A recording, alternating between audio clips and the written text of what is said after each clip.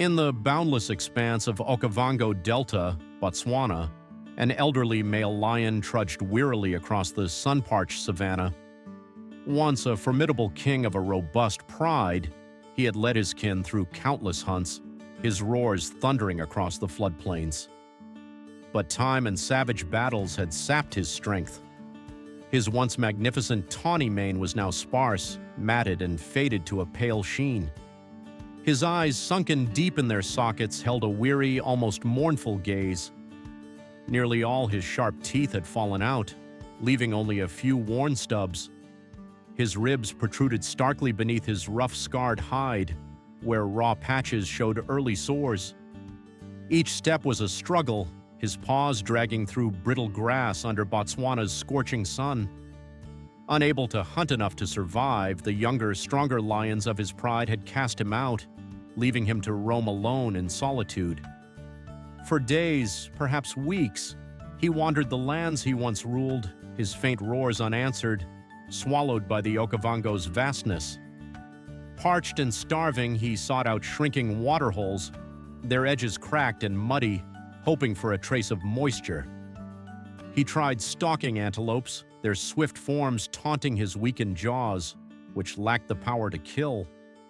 Scars crisscrossing his body told of past victories, now cruel reminders of nature's relentless law of survival. Tourists drawn to the delta's wild beauty had spotted his emaciated form silhouetted against the horizon, their cameras capturing his plight. A few photos reached the park rangers, stirring concern. Two Botswanan rangers, Duma and Cabello, convened to discuss the sighting, studying maps under the shade of a baobab tree to trace his recent movements. They gathered medical supplies, a tranquilizer rifle, a cooler of fresh meat, and a sturdy cage, then set out into the wilderness, their hearts heavy with purpose. The Okavango's sprawling terrain, dotted with lagoons and thickets, made tracking the lion a daunting task. Both rangers knew the risks of approaching a wild beast, even one so diminished. Yet the image of the old king suffering alone fueled their resolve. The sun blazed overhead, drenching their shirts in sweat as they navigated the rugged landscape, their boots crunching on dry earth. Cabello knelt to examine faint paw prints in the sandy soil, noting their uneven gait, a sign of the lion's exhaustion. Duma scanned the horizon, his eyes sweeping across papyrus reeds and distant copies, searching for the former ruler, his heart racing with anticipation.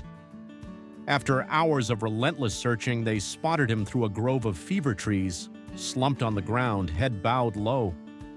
His breaths were shallow, labored gasps, his body trembling with fatigue, his sparse mane ruffled by a faint breeze. The rangers paused several meters away, observing cautiously. Duma gripped the tranquilizer rifle, his finger near the trigger, ready for a sudden aggression, but the lion's frail state suggested he posed little threat. Cabello touched Duma's arm and whispered, "He's too weak to fight. Let's try kindness first." They approached slowly, their steps deliberate to avoid startling the weary beast. The lion's eyes flickered as he noticed them, but he remained still, too drained to react, his gaze dulled by hunger and exhaustion. Cabello spoke softly, his voice a soothing hum to ease the lion's wariness, blending with the distant calls of waterbirds. Duma edged closer, holding a chunk of fresh red meat, its scent cutting through the dry air. The lion's nostrils twitched, and though hesitant, his survival instincts stirred. He stretched his neck, weakly grasping the meat with his remaining teeth, his movements slow and pained. The rangers watched as he chewed, hunger overriding caution. Seizing the moment, Duma administered a health-supporting injection, the needle slipping gently into the lion's flank. The drug seemed to rouse him slightly, his eyes briefly sharpening. Hunger surged, and he devoured the meat with a desperation that spoke of days without food. Duma stepped back, giving him space, while Cabello stood vigilant, ready to intervene if needed. The lion showed no hostility, his demeanor unusually calm for a wild creature. After finishing, he lifted his head, panting heavily, and met the ranger's gaze with what seemed like gratitude, his eyes glinting faintly in the sunlight. Cabello offered water from a shallow container, which the lion lapped up eagerly, droplets clinging to his sparse whiskers. After a brief period of building trust, the rangers prepared to relocate him. They brought a reinforced metal cage from their vehicle, placing it nearby on the uneven ground. Typically, they'd use a tranquilizer for safety, but the lion's weakened state and apparent trust prompted a gentler approach. Duma dangled more meat, coaxing the lion toward the cage.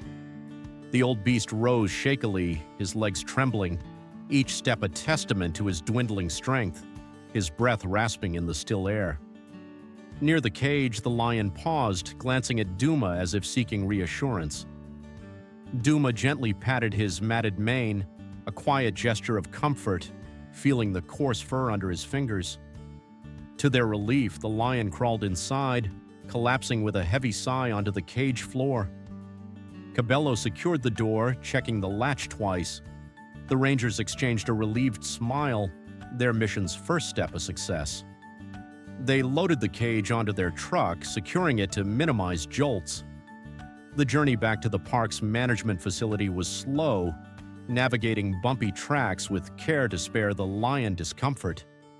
A tarp shielded the cage from the harsh sun, and as they passed tourist vehicles, curious onlookers whispered about the frail lion. Cabello explained softly, "We're saving him from a lonely end." At the facility, staff had prepared a shaded, straw-lined enclosure, its edges softened by woven mats. The lion was gently transferred, his new resting place designed for comfort. Veterinarians examined him, noting severe malnourishment and multiple skin lesions.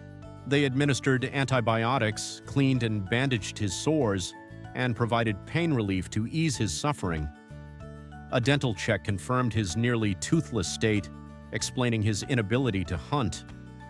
Duma and Cabello watched, hearts heavy but hopeful, knowing they'd given him a chance to live out his days in peace. The Okavango's Wildlife Rehabilitation Center became his sanctuary. Each morning, staff changed his bandages, carefully monitoring for infections. At midday, they fed him minced meat and soft foods tailored to his needs, ensuring he could eat without struggle. Freed from the wild's dangers, he no longer faced predators or the relentless need to hunt.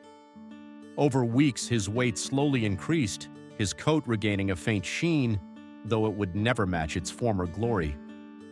Duma visited often, sitting by the enclosure to speak softly to the lion, sharing tales of the delta's floodplains and elephant herds.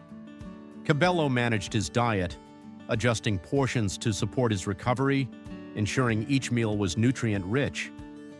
Sometimes the lion gazed toward the horizon, where the Okavango's waters shimmered, perhaps recalling his days as king. He'd never reclaim his throne, but the ranger's care eased his exile's pain. Over time, he grew accustomed to Duma and Cabello, occasionally nuzzling their hands in a fragile show of trust, his rough tongue brushing their fingers. The wild's harshness had nearly claimed him, but human compassion granted him peace. In his final days, the old lion lived in dignity, his storied journey in the Okavango Delta closing with quiet grace under the care of those who refused to let him fade alone. Thank you for reading this tale of compassion and resilience. Please like and follow for more stories from the wild.